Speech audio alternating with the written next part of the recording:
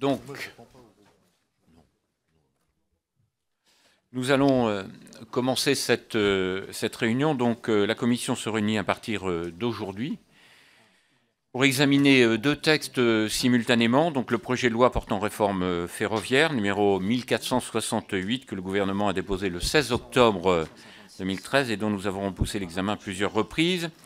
J'indique que le gouvernement a engagé la procédure accélérée le 22 mai dernier, ainsi que la proposition de loi organique que j'ai déposée avec Jean-Jacques Urvoas et Gilles Savary relative à la nomination des dirigeants de la SNCF numéro 1877. Je rappelle que sur le premier texte, la Commission du développement durable est saisie au fond, alors que sur le second, qui a été envoyé à la Commission des lois, la Commission s'est saisie pour avis. Par cohérence, nous avons désigné donc bien sûr M. Gilles Savary, rapporteur pour ces deux textes. Sur le projet de loi portant réforme ferroviaire, la Commission des finances est saisie pour avis et a examiné le texte le 21 mai. Nous accueillerons donc, je l'espère, avec la plus grande bienveillance, donc Olivier Faure, qui a été désigné par la Commission des finances.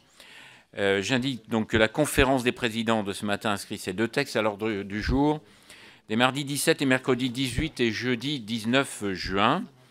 Nous accueillons donc M. Frédéric Cuvillier, secrétaire d'État chargé des transports de la mer et de la pêche, que nous avions auditionné sur ce texte le 16 février dernier. Donc à l'issue du délai de dépôt fixé au vendredi 23 mai, la Commission a reçu 511 amendements. Compte tenu de ceux qui ont été retirés, il nous en reste 450 à examiner. 10 amendements ont été déclarés irrecevables au titre de l'article 40. Leurs auteurs en ont été prévenus par voie électronique, je les rappelle, le CD 365, CD 367 de François-Michel Lambert, CD 326, CD 468 et CD 488 de Joël Giraud, CD 359 de Denis Baupin, CD 171 et 174 rectifiés de M. Martial Sadier, le CD 288 de Bertrand Pancher et le CD 438 d'André Chassaigne. J'ai accepté les amendements CD 283 de Bertrand Pancher et CD 371 de Joël Giraud à l'article 4 et relatif à la commission des sanctions de la RAF afin qu'il soit discuté avec l'amendement CD 259 du rapporteur qui, lui, est recevable. Mais j'encourage déjà leurs auteurs à se rallier à l'amendement de notre rapporteur Gilles Savary. Je vous propose donc de passer la parole. Après, je passerai la parole à Martial Sadier. Je vous propose de passer la parole donc à notre rapporteur Gilles Savary. Et ensuite, donc je passerai la parole aux représentants des différents groupes pour une intervention de l'ordre de 4 minutes, sachant que nous avons déjà eu une discussion générale lors de l'audition donc, qui s'est tenue devant notre commission de M. Frédéric Cuvillier le 16 février dernier. Et je passe la parole à Martial Sadier. Monsieur Martial Sadier. Oui, merci, Monsieur le Président. Concernant l'article 40 et son application dans cette maison, à chaque fois sur les textes, je voudrais, au nom des députés UMP, dire notre surprise quant à l'irrecevabilité du 171 et 174, surtout que vous venez de dire, Président, que vous aviez accepté d'autres sur le même sujet, à savoir que notre amendement proposait la suppression d'un rapporteur dont le coût est estimé à 150 000 € par an et que nous le remplacions par un collège qui coûte beaucoup moins cher. Et donc je tenais à m'étonner de l'application de l'article 40 sur le 171 et le 174. Merci. Monsieur le rapporteur, Gilles. Oui, donc un petit exposé liminaire, Monsieur le Président, Monsieur le Ministre, rapidement pour vous remercier, mes chers collègues, d'avoir abondamment contribué à faire vivre ce texte et à en infléchir un certain nombre de dispositions. Je pense qu'il y aura d'ores et déjà un apport parlementaire qui sera important sur cette réforme ferroviaire qui, aujourd'hui, donc, ouvre ses travaux après pratiquement un an d'attente. Et donc, je pense que nous sommes très attendus pour reconfigurer le système ferroviaire français. Je voudrais rappeler rapidement que c'est une réforme qui trouve sa source dans de longues et récurrentes réflexions sous tous les gouvernements et réflexions qui ont abouti au fait qu'il y avait urgence aujourd'hui au moins à réunifier l'infrastructure et a préparé l'ouverture à la concurrence en mettant en conformité la gouvernance de notre système ferroviaire. Ce qui a été choisi dans ce texte, c'est à la fois de donner plus de cohérence opérationnelle et plus de cohérence fonctionnelle au groupe SNCF. On a choisi un groupe à l'allemande, mais un groupe public, de façon à préserver l'avenir en termes de politique industrielle. Ça a été un choix délibéré. On aurait pu faire une séparation complète, mais on a décidé de faire un groupe de façon à ce que, dans la perspective d'une ouverture du marché, nous soyons, et face à un très gros opérateur européen qui s'appelle la Deutsche Bahn, nous ne déshabillions pas complètement et nous ne désarmions pas complètement notre savoir-faire et le savoir-faire de la SNCF. Et de notre côté, nous essayons de le rendre le plus eurocompatible possible. Il sera même, je crois, très amélioré de ce point de vue-là. Et enfin, le troisième objectif, c'est de stabiliser le modèle économique du système ferroviaire. Voilà ce qu'est aujourd'hui l'objectif de ce texte. Quelles sont les grandes lignes de force des amendements qui se sont présentés à nous et qui viennent de l'ensemble des groupes? Eh bien, un certain nombre d'amendements essaient de renforcer le rôle de l'État et le contrôle du Parlement. C'est des amendements très importants. D'autres amendements très nombreux renforce le contrôle de la RAF. Et tout à l'heure, Marcel Siadier faisait état de sa surprise sur l'article 40. Nous l'avons partagé, puisque j'avais un amendement du même ordre qui a été récusé au titre de l'article 40, où on m'a expliqué cette chose assez extraordinaire, que l'article 40 récuse ce qui comment dirais-je, peut déclencher des dépenses supplémentaires, non pas par rapport au texte qui est présenté, mais par rapport à la situation en T. Voilà, ce qui est assez curieux. Et nous avons à peu près le même amendement, pas tout à fait le même. Il fait faire des économies par rapport au texte, mais il aggrave la situation par rapport à la situation antérieure. C'est la raison pour laquelle, mais je pense qu'on y reviendra et on n'a pas dit notre dernier mot. Les troisièmes types d'amendements tiennent aux clauses prudentielles, de façon à éviter les dérèglements que nous avons observés en matière de finance du système ferroviaire, de financement du système ferroviaire, de déséquilibre financier. Je vous rappelle, aujourd'hui, c'est 13 milliards qui rentrent en concours public. Et néanmoins, 33 milliards de stock de dette et près de 3 milliards de dettes supplémentaires tous les ans. Voilà ce qu'est à peu près le système ferroviaire français. En quelques mots, c'est vous dire qu'il va dans le mur. Et donc, on voudrait lui éviter, évidemment, ce décrochage définitif par rapport à d'autres systèmes, comme le système allemand, qui, lui, est un système positif. Enfin, il y a beaucoup d'amendements, et ça c'est une nouveauté absolue qui est apportée au texte, visant à préciser, conforter, améliorer la place des régions. Ce sont des amendements qui vont faire écho à d'autres dispositions qui seront sans doute proposées dans le cadre des projets de loi de régionalisation et le projet de loi de clarification. Et enfin, il y a des amendements qui portent sur les organismes représentatifs en matière sociale et sur le statut social des cheminots et des futurs cheminots, dont certains vont nous échapper, puisque la loi ne fait qu'ouvrir à une convention collective qui se passera très largement ailleurs que dans la loi. Évidemment, il faut laisser la part à la négociation entre partenaires sociaux par essence, mais enfin, il y a un certain nombre d'amendements qui, aujourd'hui, nous sont proposés. Donc voilà, mes chers collègues, à peu près le paysage. Un travail important nous attend, et moi, je me réjouis de l'enrichissement que le Parlement peut apporter à ce texte. Monsieur le rapporteur, merci. Rémi Pauvros pour le groupe SRC. Rémi. Merci, Président. Notre commission a une responsabilité évidemment importante dans l'examen de ce texte qui, je le rappelle, concerne 155 000 cheminots, 250 000 collaborateurs à l'échelle du groupe SNCF, et j'associe les 84 000 salariés de la filière ferroviaire française qui sont concernés. C'est un texte qui est attendu aussi par un secteur qui pèse 32 milliards d'euros de chiffre d'affaires et qui, concernant notre industrie, injecte 4 milliards d'euros. J'évoque tous ces chiffres pour montrer et pour nous rappeler, vous le savez, l'importance évidemment de ce secteur d'activité. La séparation entre la SNCF et la RFF s'est révélée être une mauvaise solution, un vrai problème. Comment concilier l'existence d'un gestionnaire d'infrastructures solide et indépendant d'un côté et de l'autre un système intégré qui prenne en compte la nécessaire coopération entre le gestionnaire d'infrastructures et l'opérateur historique afin d'être efficient et performant. Le projet de loi que nous examinons aujourd'hui apporte à nos yeux une réponse efficace, intelligente à cette difficile équation. La nouvelle architecture en 3 épiques renforce à la fois les moyens du gestionnaire d'infrastructure tout en permettant une organisation et une gestion plus rationnelle du système dans sa globalité. Il permet à la SNCF actuelle, une entreprise qui appartient véritablement à notre patrimoine national, d'entamer sa mutation afin de s'adapter aux transformations, aux nouvelles exigences du secteur ferroviaire et à la concurrence. Ces exigences sont finalement assez simples. Nous devons répondre aux attentes de nos concitoyens qui veulent pouvoir continuer à bénéficier d'un service de transport collectif de qualité qui a longtemps fait la fierté de notre pays, mais en même temps l'accessibilité de tous, y compris financièrement, celle de la proximité afin de pouvoir apporter les meilleures solutions de transport public.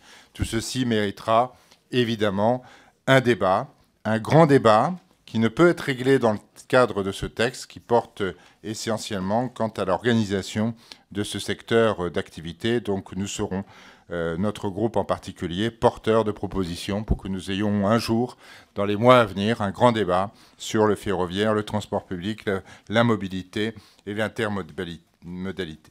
C'est une refonte technique, elle réorganise les structures en place pour rendre leur fonctionnement plus efficace, mais c'est aussi une refonte politique. Elle replace l'État et le Parlement comme le véritable initiateur de notre politique ferroviaire en France et à l'international, que ce soit au niveau décisionnel, organisationnel ou industriel. Voilà en quelques mots comment nous abordons ce sujet, en rappelant que l'ensemble des collaborateurs concernés, la famille cheminote en particulier, devra trouver dans ce texte, avec les amendements que nous portons ou que nous porterons, les réponses à leurs inquiétudes, à leurs interrogations légitimes, pour qu'un statut social commun au secteur ferroviaire doit par contre être mis en place et compatible. Voilà les quelques éléments que je souhaitais aborder pour dire qu'avec les amendements apportés, le travail remarquable du rapporteur, nous espérons, avec l'écoute du gouvernement, nous espérons améliorer sensiblement ce texte qui permettra le soutien de notre groupe. Merci. Martial Saddier pour le groupe UMP. Merci, Monsieur le Président, Monsieur le Ministre, Monsieur le rapporteur, mes chers collègues. Les députés UMP, bien sûr, appelaient de leur vœu la réforme du système ferroviaire français. C'est pour cela que, dans la mandature précédente, vous saviez, sous l'impulsion notamment de Nathalie Kosciusko-Morizet, nous avions lancé et participé activement, comme d'autres autour de cette table, au débat sur les assises ferroviaires. Ces assises avaient conclu et nous souhaitions, globalement, pour retenir un système ferroviaire français qui ne soit pas contrôlé par un opérateur, mais où l'État exerce un rôle de stratège avec un régulateur fort, contrôlé avec un rôle extrêmement important de l'État et du Parlement. À ce stade de notre discussion et au démarrage de la discussion en commission, pour le moins, nous pensons que le texte qui nous est présenté ne permettra pas d'arriver à cet objectif.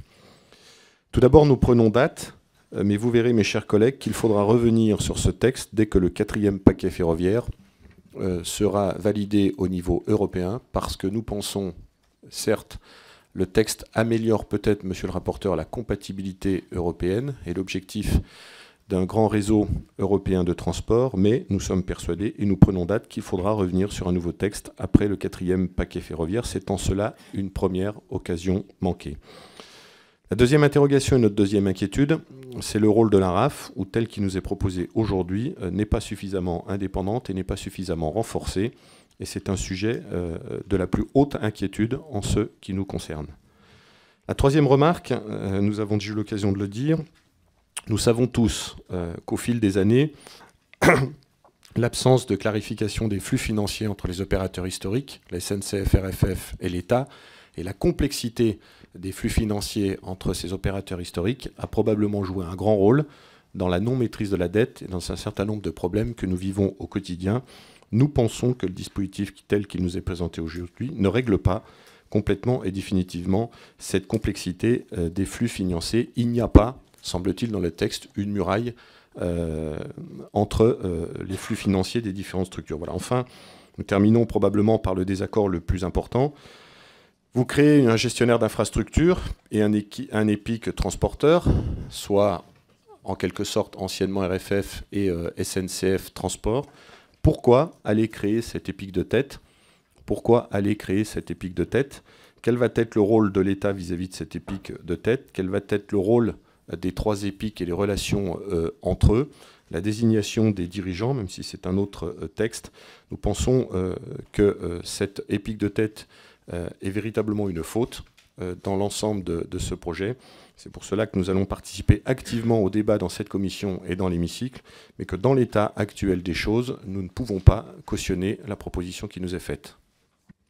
Merci. Bertrand Poncher pour le groupe UDI.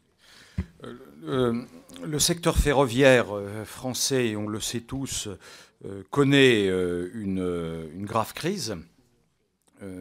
La grave crise, c'est d'abord celle liée à l'accumulation de son déficit. Le rapporteur l'a rappelé tout à l'heure et le ministre régulièrement à travers ses interventions évoque ce sujet.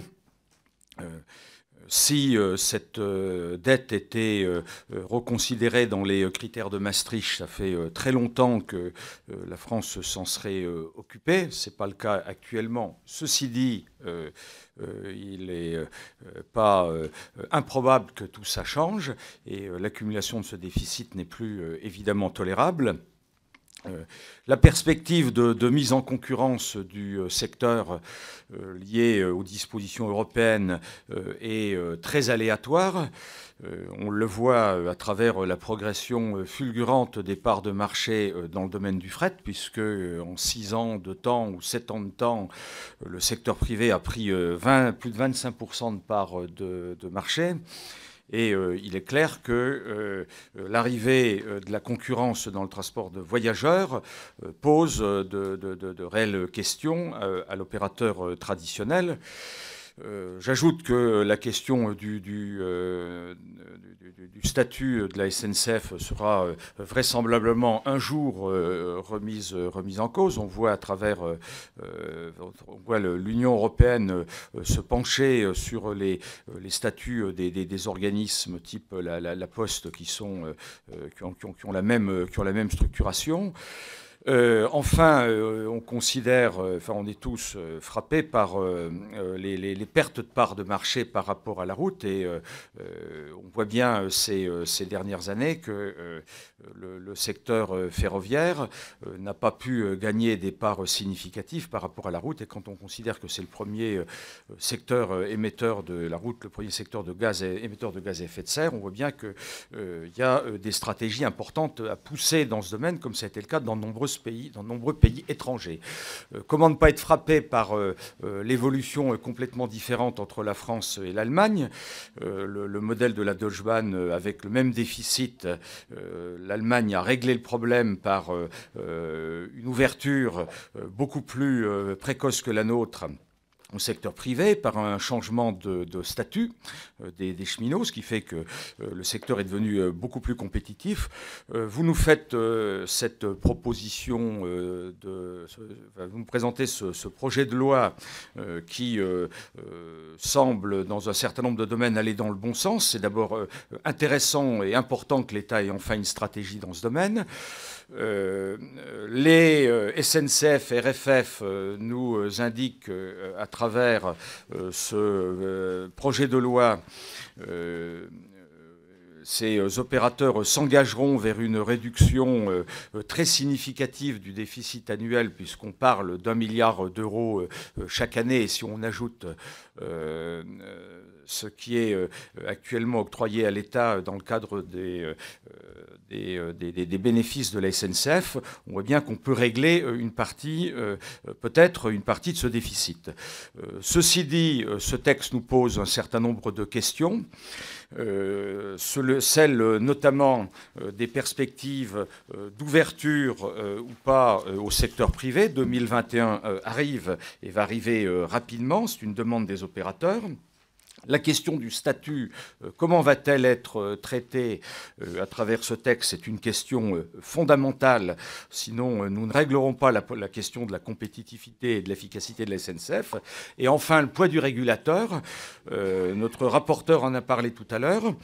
C'est un sujet vraiment important pour le groupe UDI qui présentera beaucoup d'amendements dans ce sens. Nous verrons dans le courant de ces prochains jours, à la lumière des amendements sort des amendements que nous allons déposer, la position qu'adoptera notre groupe.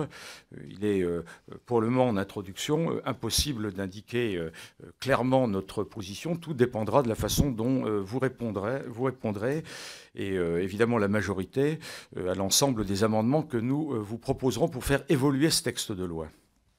Merci. Joël Giraud pour le groupe 2RDP. Oui, merci Président. Merci déjà de m'accueillir en tant que squatteur dans cette commission. Donc je vous le jure, je ne voterai pas. Je suis un passager clandestin à bord de ce train, oui, je n'ai pas mon billet. Mais j'ai l'habitude, je suis moitié italien. Non, simplement, je ne vais pas revenir sur ce qui vient d'être dit sur l'architecture générale de ce projet de loi. Je crois que bon, c'est un projet de loi qui a aussi pour objectif de poser des jalons législatifs nécessaires au rétablissement des équilibres économiques du système ferroviaire et à la refonte du cadre social du secteur. Alors nous verrons au moins en ce qui concerne la trajectoire financière que nous avons quelques raisons d'être un petit peu sceptiques et nous aimerions sur ce plan que le ministre nous rassure. Je ne vois pas non plus de disposition sur le fret, ce qui m'inquiète eu égard aux enjeux de la transition énergétique. En tout état de cause, si notre système ferroviaire est souvent très critiqué, je fais partie de ceux qui veulent redire ici, malgré les critiques légitimes que je porte moi-même assez souvent sur les dysfonctionnements, et j'en ferai d'ailleurs tout au long des débats, que notre système n'est quand même pas l'un des plus mauvais du monde, mais il a tendance effectivement depuis une dizaine d'années à se détériorer et reste bien en deçà des performances, notamment de la Confédération helvétique, surtout sur le réseau non principal, et je fais cette comparaison parce que le droit social est dans ce pays particulièrement respecté. Je crois que ce n'est pas une raison pour ne pas tenter, en tout état de cause, d'améliorer ce texte, et ça sera l'objet de nombreux de nos amendements. Pour être très clair avec vous, nous allons nous positionner sur un créneau qui peut paraître inattendu, c'est tout simplement celui de l'usager. Je crois que si à partir d'un texte comme celui-là, les usagers, que ces usagers s'appellent des usagers lambda qui prennent un train, ou que ces usagers s'appellent des autorités organisatrices de transport, ne voient pas une amélioration du système global, nous aurons échoué. Donc l'ensemble de nos amendements iront tout à fait en ce sens. Et je me permets également de rappeler que parmi les autorités organisatrices de transport, il y en a une qui quand même est un petit peu défaillante et qu'il conviendrait de réveiller. Il s'agit de l'AOT État, notamment sur les transports comme les TET, les trains d'équilibre du territoire, où il est relativement difficile d'avoir quelquefois des dialogues avec l'AOT compte tenu des difficultés de mise en œuvre.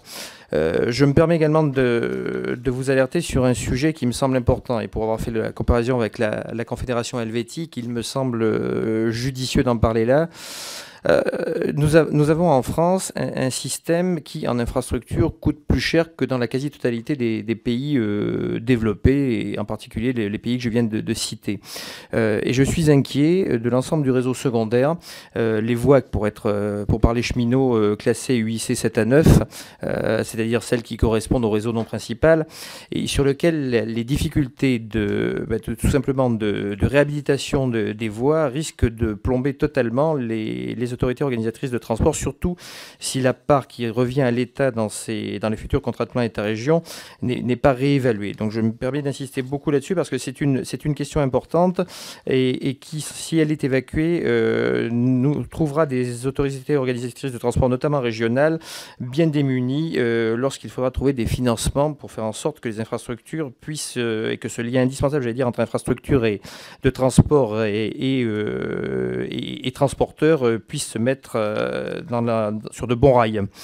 Alors c'est un système, on l'a rappelé tout à l'heure, qui a besoin d'être régulé. Alors nous devons préparer l'activité de la concurrence, l'arrivée de la concurrence, ça a été rappelé, et dans toute activité concurrentielle, on a besoin d'un régulateur qui est fort. Alors l'ARAF doit pouvoir contrôler des prestations régulées, les gares, l'accès au réseau non discriminatoire. Ce sera l'objet de certains amendements que nous présenterons, mais cela dit, nous sommes conscients aussi que le pouvoir de régulation ne doit pas devenir un pouvoir de gestion. Ça n'est pas tout à fait la même chose. Et par exemple, sur les pics de tête, peut-être que nous devrions être prudents sur le contrôle contrôle qu'exercera l'ARAF. Enfin, avant de débuter l'examen des amendements, je crois que nous devrions garder en mémoire que dans 4 ans, la concurrence va vraiment arriver, que nous devrons avoir une SNCF forte et en capacité de lutter à armes égales avec la concurrence. Et pour faire un véritable groupe, n'allons pas plus loin que ce que nous demande la Commission européenne, ne créons pas artificiellement un décalage de compétitivité avec la Deutsche Bahn, qui serait nocif pour la SNCF, comme d'ailleurs pour l'ensemble du système ferroviaire français. Merci. C'est vrai que nos invités bénéficient d'un droit de tirage supplémentaire. C'est pour ça que Joël a dépassé son temps de parole. François-Michel Lambert, pour le groupe écologiste. Merci, Président. Est-ce que vous me considérez comme invité aussi? Non.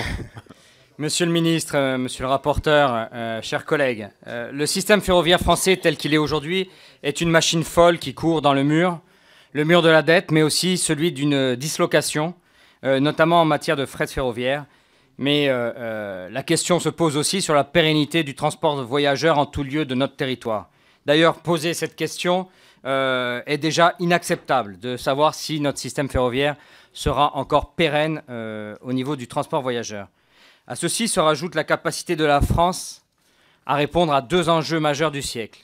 Les gaz à effet de serre, la question du changement climatique passera par une nouvelle mobilité et surtout la capacité à donner la mobilité pour tous en tout lieu de la France, au lieu de créer une France de l'exclusion de la mobilité.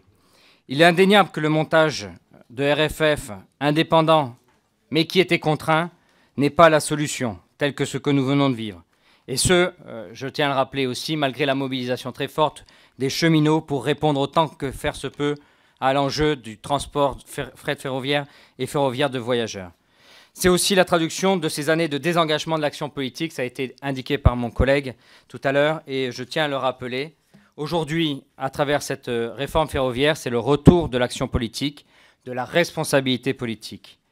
En proposant une solution qui répond à l'enjeu premier, une performance du système ferroviaire, et à la capacité de donner un avenir à ce système par rapport aux autres enjeux cités, le politique reprend toute sa place. Mais on ne peut aussi rappeler que certains choix actuels d'infrastructure vont plomber les moyens du système ferroviaire pour des années, peut-être plus d'une décennie. Je pense notamment aux questions du TGV, mais également et surtout à la question du Lyon-Turin. À lui tout seul, le Lyon-Turin va consommer plus de 10 milliards d'euros, peut-être 20 milliards d'euros. 20 milliards d'euros, la moitié de la dette actuelle de RFF, en intégrant les infrastructures d'approche. Il est donc absolument nécessaire aussi de se reposer la question de ces infrastructures par rapport à la réforme que nous mettons en œuvre. Si d'un côté nous faisons les bonnes réformes, si d'un côté nous faisons les bonnes réformes nécessaires et que de l'autre nous plombons le système par des infrastructures disproportionnées, eh bien nous aurons échoué. Il faudra aussi se poser la question le moment venu. En conclusion, alors oui à cette réforme, à condition de la replacer dans une vision globale, ce qui sera le sens du groupe écologiste. En premier lieu, de ne pas cautionner les projets pharaoniques. On a parlé du Lyon-Turin, mais également d'autres lignes LGV à venir. Ensuite, il faudra renforcer la place des régions. J'insiste sur la place des régions. Plus encore avec la décentralisation à venir. Effectivement, les régions doivent avoir place dans la gouvernance, mais elles doivent avoir la responsabilité, donc pouvoir disposer de certaines voies, de certains axes secondaires, et surtout d'avoir les moyens financiers, notamment via un VT, un versement de transport région spécifique, tel qu'il existe en Île-de-France. Enfin, le groupe écologiste, nous regrettons que 3 amendements aient été retorqués via l'article 40. La prise en compte lors d'une cession d'un bien immobilier de SNCF à une région de subventions déjà perçues afin d'éviter aux autorités organisatrices régionales de payer 2 fois le même bien, le transfert aux régions de la compétence déjà accordée au département de créer des infrastructures de transport ferroviaire d'intérêt local et d'obliger les gares à prévoir un plan d'installation de parking vélo. Je ne peux rappeler que le système ferroviaire est tout seul et isolé. Il s'intègre dans un tout de la mobilité multimodale.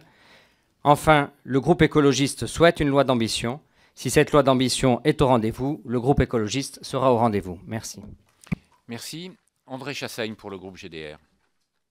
Merci, Monsieur le Président. Je me suis fait aussi muter, moi, en cette fin de saison, dans le club du développement durable, mais avec droit de vote, puisque je suis transféré en totalité, contrairement à mon collègue Giraud. Alors, 4 observations. Première observation, un constat partagé, l'impasse opérationnelle à laquelle a conduit la séparation en 1997 de Réseau Ferré de France, propriétaire d'infrastructures, et la SNCF, gestionnaire d'infrastructures déléguées, en charge de la maintenance du réseau et de la gestion des circulations. Cette séparation entraînait de lourds dysfonctionnements. Impasse opérationnelle, mais aussi impasse économique, puisque l'ensemble du système ferroviaire connaît un déficit structurel annuel de l'ordre de 1,5 milliard d'euros par an, un déficit qui accroît chaque année la dette du système, alors que les besoins de financement nécessaires pour entretenir, moderniser, développer le réseau ferré, le matériel roulant, les installations de service sont supérieurs aux moyens disponibles. À la suite de ce constat partagé, ça me fait dire que la réforme est bienvenue. La réforme du système ferroviaire est en effet une nécessité peu contestable pour les raisons que je viens d'évoquer, mais aussi parce qu'elle s'impose avant le 4e paquet ferroviaire européen. Nous partageons les objectifs du projet de loi de réforme lorsqu'il affirme vouloir apporter une réponse aux enjeux de qualité du service public, de coût et de soutenabilité financière, de modernité sociale du système ferroviaire dans l'intérêt des usagers, des salariés et des territoires. De même, lorsque le ministre affirme miser sur la constitution d'un groupe public ferroviaire fort. Nous avons cependant de vives réserves, et en particulier, je m'étendrai uniquement sur les réserves liées à la structuration retenue de ce système ferroviaire. Je ne partage pas l'idée selon laquelle diviser le système en 3 permet une intégration suffisante. Pourquoi avoir pris la décision de créer 3 EPIC et non pas un seul ? J'imagine que cela renvoie à des contraintes communautaires et à l'obligation de créer un système eurocompatible, mais le projet de réforme prévoit, à mon avis, des liens insuffisants entre ces 3 EPIC pour garantir la pérennité de l'unité du système. Tel que le texte de loi est aujourd'hui construit, je pense qu'il y a un vrai risque. Les 3 EPIC sont liés par 3 contrats différents avec l'État et non un seul. Il y a une forme de contradiction. Au stade où on en est, on se dit qu'il ne suffirait quand même de pas grand-chose pour couper les fils et atterrir sur une séparation totale des 2 EPIC filles. Par ailleurs, si l'on prend le volet social, on voit bien qu'un certain nombre de fonctions essentielles au système ne sont pas logées dans les pics de tête. Je pense entre autres aux ressources humaines, mais je ne doute pas que l'examen en commission et dans l'hémicycle, ainsi que le passage au Sénat d'ailleurs, permettra d'évoluer sur le texte, sur des insuffisances que les uns et les autres nous avons pu constater. 4e observation, c'est sur la dette. Cette dette qui s'élève à 40 milliards d'euros. Le texte propose la mise en place d'une règle de rétablissement des équilibres financiers qui s'apparente, à mon avis, à un véritable carcan financier puisqu'il impose une logique d'autogestion par la SNCF des 40 milliards de dettes via 2 moyens. Les gains de productivité et la compression des investissements. Dans ce cadre, la RAF voit ses prérogatives renforcées et devient un gendarme financier. Si bien que, par voie d'amendement, en commission et en séance publique, nous aurons l'occasion de déposer des propositions. Je pense en particulier à la création d'un organisme qui se ferait transférer le montant de la dette de RFF avec pour mission de la rembourser d'ici à une échéance fixée par ordonnance. De la même façon, nous proposerons l'établissement d'un plan pluriannuel de financement. Et enfin, nous proposerons également de supprimer les dispositions relatives aux compétences financières de la RAF. Il s'agit seulement de quelques exemples que je prends, puisque le temps est épuisé, voire dépassé, mais c'est vrai que je suis un invité. Merci. Je vais passer la parole pour une réponse à notre rapporteur. Gilles. Oui, mes chers collègues, j'ai pris acte des préoccupations des uns et des autres. Elles sont parfois un peu orthogonales, mais c'est bien naturel. Et donc, je ne pourrai pas répondre à toutes. Je voudrais d'abord bien dire ce que cette réforme n'est pas. Elle n'est pas, évidemment, un acte gouvernemental de reprise de la dette. Ça n'est pas dans une loi de cet ordre-là qu'on l'inscrit. Il y a toute raison de penser, Bertrand Pancher le disait, que ce front va bouger un jour ou l'autre, sans doute prochain. Parce que la dette aujourd'hui d'RFF est une dette dont une part est naturellement maastrichtienne, c'est-à-dire qu'elle n'est plus gagée par des retours d'investissement. C'est d'ailleurs pour ça qu'il y a endettement.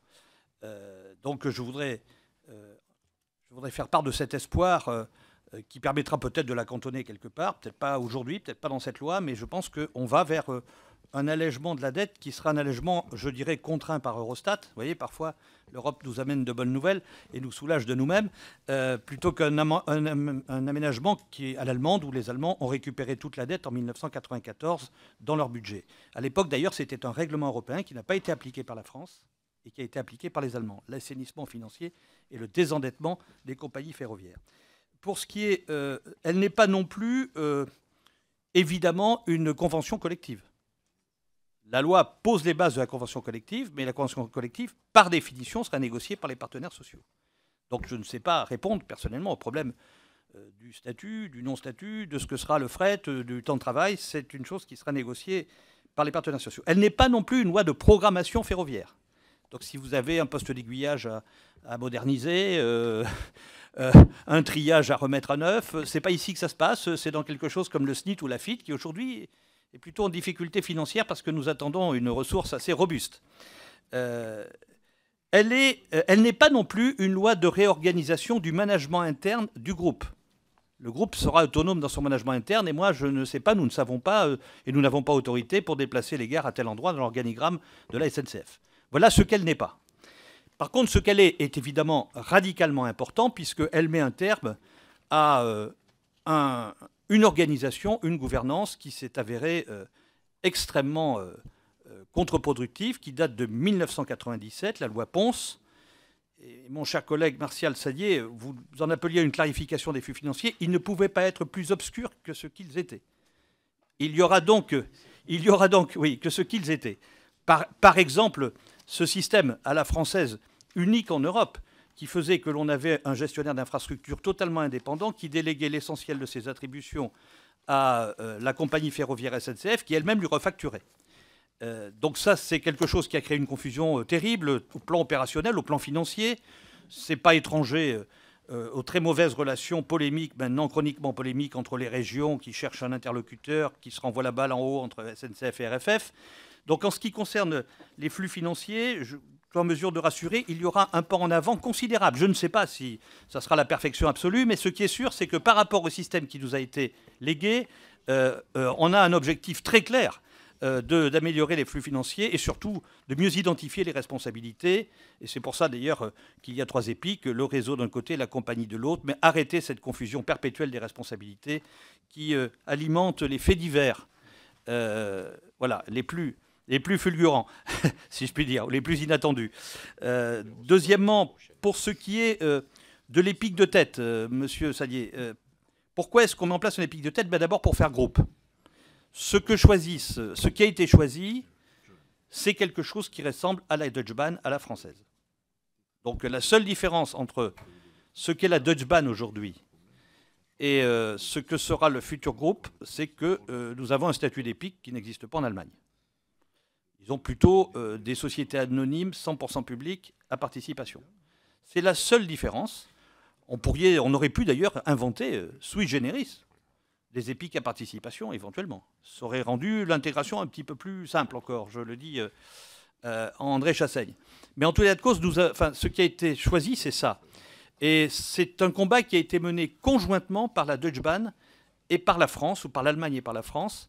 Le premier texte du 4e paquet ferroviaire excluait ce type d'organisation, et c'est une poussée en mêlée très forte de la Deutsche Bahn et de la France, suivie par tous ceux qui marchent bien, parce que les grands réseaux qui marchent bien sont des réseaux intégrés. Il faut aller voir les Suisses, je vous invite.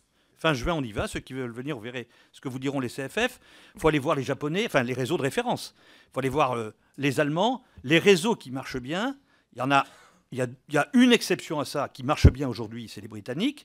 Mais la plupart des grands réseaux, et les gens du ferroviaire vous diront qu'il est très difficile sur un système guidé de séparer la gestion de l'infrastructure de la circulation des trains.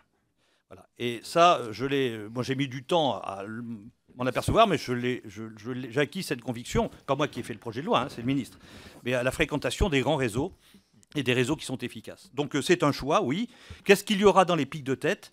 Par exemple, il y aura l'ingénierie, Systra. Est-ce qu'il faut la couper en deux, Systra?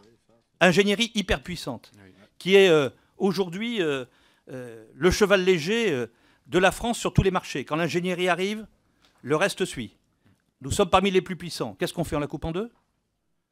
On affaiblit l'ingénierie française? Non, on la met dans le groupe parce que voilà, ça nous permet effectivement, à les pics de tête, de garder une fonction extrêmement puissante. Ça nous permet aussi, vous cherchez des économies, eh bien, de mettre en place des services communs. Il y a un certain nombre de services qui pourront être mutualisés. Peut-être que les grandes puissances et les grands services centraux informatiques seront peut-être centralisés à les pics de tête plutôt que d'avoir deux dispositifs informatiques différents dans un groupe qui, jusqu'à présent, était relativement intégré. Il y aura donc des services communs, et puis il y aura la sûreté, la SUGE. Qu'est-ce qu'on fait des 3000 personnes qui assurent la sûreté et la sécurité sur le réseau contre les agressions? Qu'est-ce qu'on en fait? On met autant de cow-boys qu'il y a de compagnies ferroviaires? Ou est-ce qu'on décide qu'il y en a une comme à disposition de tout le système ferroviaire? C'est l'option du projet de loi. Mais où on les loge? Où on les loge? Pas les loger à SNCF Mobilité. Pas les loger à SNCF Réseau. C'est pas son métier, SNCF Réseau. C'est de faire des aiguillages et de faire du matériel. On va les loger à les pics de tête. Voilà à quoi servent les pics de tête. Et entre autres fonctions, donc, et probablement des fonctions sociales. Je ne sais pas ce que sera le cours de nos débats. Voilà, mes chers collègues. Pour ce qui est, après, j'en terminerai là,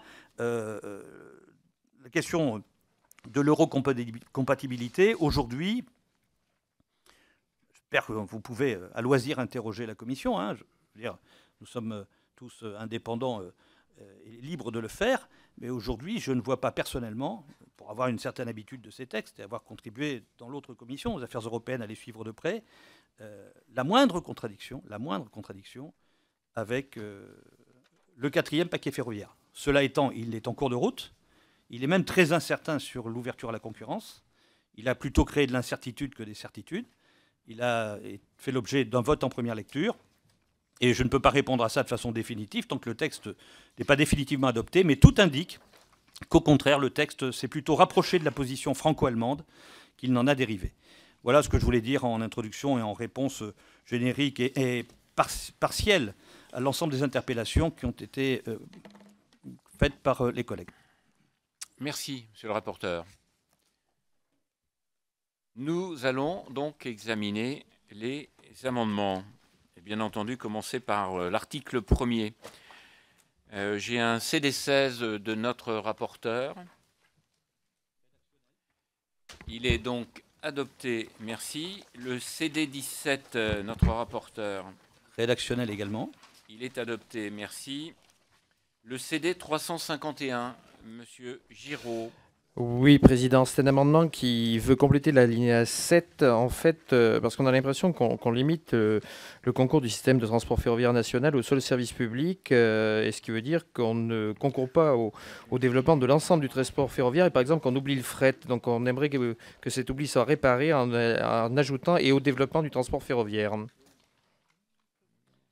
Monsieur le rapporteur. Avis favorable du rapporteur. Favorable. Monsieur le ministre, est-ce que... Favorable. Favorable. Donc je vous invite à voter cet amendement. Il est adopté. Merci. Le CD 240 de monsieur Rémi Pauvros.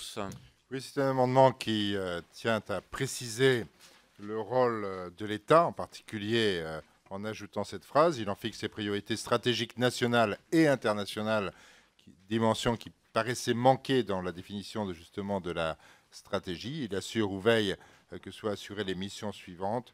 Voilà, c'est l'ajout de texte qui permet de conforter le rôle de l'État stratège. Merci, monsieur le rapporteur. Avis favorable. Monsieur le ministre. Oui, cet amendement a raison d'ajouter la dimension internationale, monsieur Pauvros. Donc, je vous invite à voter cet amendement, le CD 240 qui est pour. Il est adopté. Merci. J'ai des amendements identiques. Je commence par le CD 183, monsieur Tardy, qui est parti. Non, il est là. Ah, non, il est là, monsieur Tardy. Merci. On ne peut que s'étonner que cette réforme ferroviaire censée préparer l'avenir du système ferroviaire français ne fasse aucune référence à l'ouverture à la concurrence.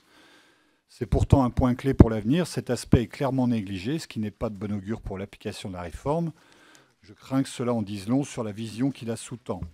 Quoi qu'il en soit, je propose qu'une modeste référence y soit faite dès l'article 1er à travers le rappel des principes d'équité et de non-discrimination qui sont inhérents à la concurrence.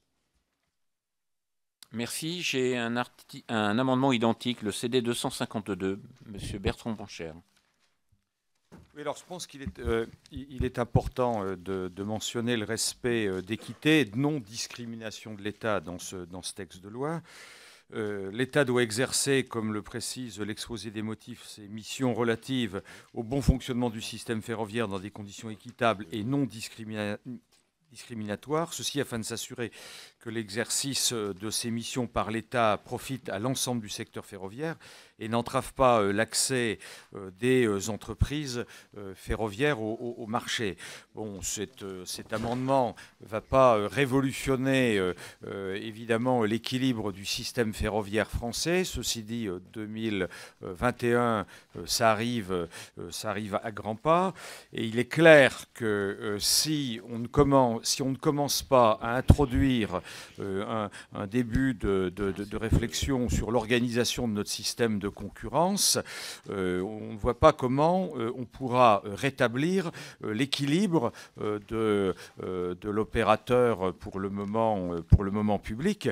Je rappelle quand même que quand on discute avec ces opérateurs, quand on discute également avec la Deutsche Bahn, les représentants de la Deutsche Bahn, tout le monde nous indique que bon, l'ouverture à la concurrence, c'est quand même un des moteurs pour faire évoluer l'opérateur traditionnel. J'ajoute qu'après, l'opérateur traditionnel peut reconquérir aisément certaines parts de marché. Je pense que cette référence est importante. Merci, monsieur le rapporteur.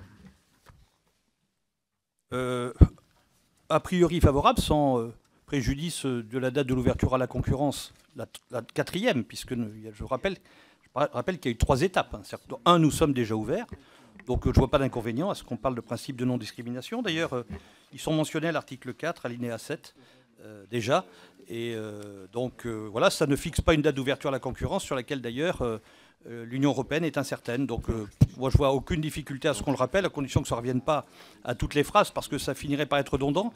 Mais je rappelle qu'on est dans un système ouvert dans le fret et dans l'international passager. D'accord. Je vais passer la parole à M. Sadier ensuite. M. Sadier. Oui, merci. En tant que co-signataire, pour faire une remarque d'ordre général, ça ne passe pas inaperçu. On a voté assez rapidement le 240 et par rapport aux propos liminaires, même si j'ai bien entendu la réponse du rapporteur qui est dans son rôle, mais en 3 minutes 30, on vient d'adopter un certain nombre d'amendements. Le 240 renforce le rôle de l'État stratège. Il renforce le volet international du texte. Et le 183, en le remerciant, ce serait ingrat de ma part, au préalable d'un avis favorable, si j'ai bien compris, réintroduit effectivement la notion de concurrence à travers la non-discrimination. Tout ça pour dire que tous nos propos liminaires dans nos débats n'étaient pas complètement infondés, et qu'en commission comme dans l'hémicycle, nous avons besoin véritablement d'améliorer ce texte, et que quand je parlais tout à l'heure de compatibilité européenne, nous sommes en plein dedans, et qu'au bout de 3 minutes, vous nous donnez déjà largement raison. Merci. Monsieur le ministre. J'hésite. Tout me prête à indiquer un avis défavorable. D'abord parce que les propos liminaires du rapporteur ont été très clairs. Nous ne sommes pas dans le cadre d'une discussion, d'anticipation, d'une libéralisation, et encore, on fait dire à l'Europe ce qu'elle ne dit pas. Et on lui donne un calendrier qui n'est pas le sien puisqu'il n'est pas arrêté. Par ailleurs, c'est vrai de cet amendement, comme certainement d'autres, il faut éviter d'alourdir le texte. Il faudra au contraire veiller à ce qu'il soit simple. Et donc, il y a des principes d'équité, non-discrimination, qui s'imposent évidemment, mais je ne vois pas l'intérêt de le surrappeler, de faire en sorte qu'il y ait surabondance d'expressions ou de rappels de ce type de principes qui sont dans les missions stratégiques confiées à l'État. Donc, je serais tenté de dire avis défavorable, mais pour que nous puissions, particulièrement M. Sadier, continuer avec une bonne volonté de travail et dans le bon sens, je mettrai simplement un avis de sagesse. Oui, monsieur le rapporteur. Je voudrais lire aux collègues le texte tel qu'il est, le texte du projet de loi, pour vous dire que ce n'est pas un amendement tonitruant. Article 4. Non mais, je veux dire, moi je veux bien concéder à Marcel Sadier cette victoire romaine. Mais ce que je veux dire, c'est que, regardez, article 4, alinéa 3. L'autorité de régulation des activités ferroviaires est une autorité publique indépendante dotée de la personnalité morale qui concourt au suivi et au bon fonctionnement du système de transport ferroviaire, notamment du service public et des activités concurrentielles. Le mot concurrence est dedans. Alinéa 7. L'autorité de régulation des activités ferroviaires est à ce que l'accès au réseau et aux différentes prestations associées soit accordé de manière équitable et non discriminatoire. Donc vous voyez, je veux dire, le texte est déjà... on enfonce une porte ouverte, mais moi, ça ne me fait pas de mal à l'épaule d'enfoncer une porte ouverte, donc je dis un avis favorable. Voilà. Je peux compléter ce que dit notre rapporteur. Alinéa 38, il est dit en vue de garantir en toute transparence un accès équitable et non discriminatoire à l'infrastructure ferroviaire. Donc voilà. Néanmoins, vous avez entendu à la fois l'avis de notre rapporteur qui est favorable et de notre ministre, donc je vous invite à voter ces deux amendements identiques, le CD 183 et le CD 252. Qui est favorable? Qui est défavorable? Donc il est adopté. Ils sont adoptés, pardon. Cela fait tomber le CD 350, donc il faudrait, je m'adresse à Joël Giraud, le redéposer, puisqu'on a modifié l'écriture de l'alinéa 8. Voilà. Ensuite, j'ai le CD 349. C'est Joël Giraud, je lui passe la parole. Oui, merci. Merci, Président. Il s'agit en fait, là encore, de réparer un oubli dans la rédaction de l'article de l'alinéa 9 en ajoutant le mot client, parce qu'on a retenu que la notion d'usager qui est réservée au service public, c'est la même chose que tout à l'heure. Et sans cet ajout du mot client, l'alinéa s'interprète comme une exclusion des entreprises de fret ferroviaire, donc il serait bon de rajouter usager et aux clients. Monsieur le rapporteur. Je suis réservé puisqu'il s'agit uniquement des voyageurs. C'est très clair, c'est un deuxième alinéa, il s'agit très nettement des voyageurs. Il se serait agi des voyageurs et du fret, j'aurais abondé dans votre sens. Mais a priori, je ne suis pas très favorable parce que je pense que les voyageurs, on les appelle plutôt des usagers, même s'ils sont un peu clients et beaucoup usagers, ça dépend de la tarification. Monsieur le ministre. Oui, Monsieur le Président, Monsieur le rapporteur, nous aurions pu penser à la formule utilisateur du système de transport ferroviaire national. Bien. Donc, on remet à votre sagesse. Monsieur Joël Giraud. Je le retire, mais effectivement, la formule utilisateur eût été meilleure. Donc vous avez aussi la possibilité, bien entendu, vous avez la possibilité de déposer des amendements pour la séance. Donc il est retiré le 349.